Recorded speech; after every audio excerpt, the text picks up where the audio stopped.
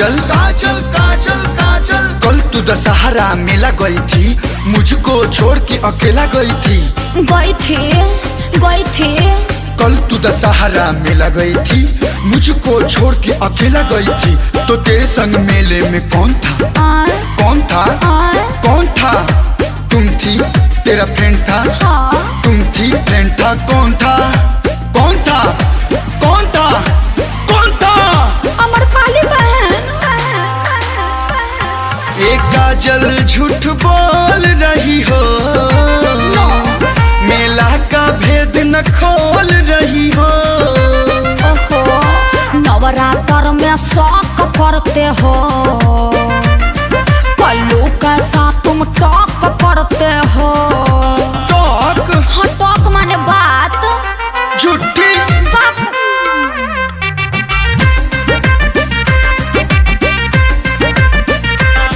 एक काजल काजल काजल काजल, रुइया मिठाइया तुम खा रही थी, कलुआ का गाना तुम गा रही थी। कहाँ सुन ले? अपने कान से।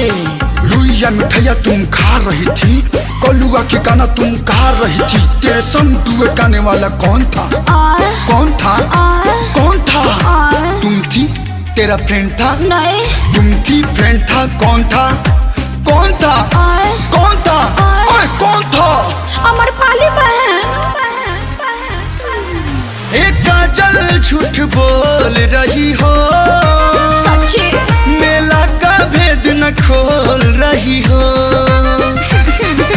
नवरात्र में शौक करते हो, मैं कल्लू कैसा तुम टॉक करते हो।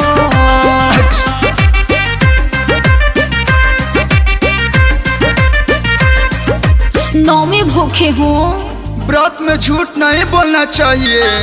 एक काजल काजल काजल काजल, गोलंबर पे मूर्ति तुम देख रही थी, माई के माथा तुम टेक रही थी। क्या करूँ, पूजा भी छोड़ दो।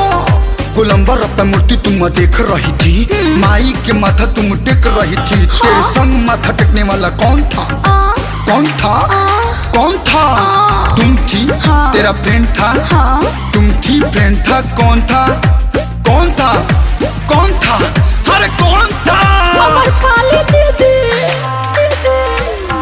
एक काजल झूठ बोल रही हो, सच्ची कहती हूँ। मेला का भेद न खोल रही हो।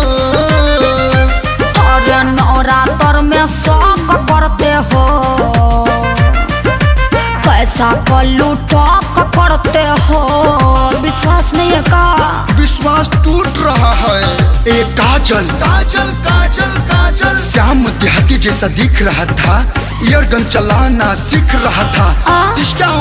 आपको मिस अंडरस्टैंडिंग हो रही है। झरबो इंग्लिश। श्याम देहाती जैसा दिख रहा था, ईयरगन चलाना सीख रहा था। तेरे संग ईयरगन चलाने वाला कौन था? कौन था? तुम थी, तेरा फ्रेंड था। ना। तुम थी, फ्रेंड था। कौन था? कौन था? कौन था? अरे कौन था? झूठ मत बोलो। सही बोल रहे हैं। अभी मैं फोन लगाता हूँ। हाँ, लगाइए। हेलो। हेलो, हाँ जी, कौन? हाँ जी, अमरपाली जी से बात हो सकती है क्या? मैं कल्लू बोल रहा हूँ। हाँ, अभी करवाता हूँ, ये लीजिए। नमस्ते। हाँ, नमस्ते। अच्छा, आप कल कहाँ पर थी? मैं तो मुंबई में शूटिंग कर रही थी। थोड़ा एक बार और बोलिएगा। अरे बाबा, कल मैं मुंबई में शूटिंग कर रही ओके, थी। Thank you. दूध का दूध और पानी का पानी करने के लिए। Bye bye, take care. एक काजल। बोलो। अब बता। क्या? कौन था? अरे मेरी मौसी की चाची का बेटा था, मेरा भाई। अरे नाम तो बता। नाम जानने के लिए SRK म्यूजिक चैनल को सब्सक्राइब करें और घंटा जरूर दबाएं। जय माता दी।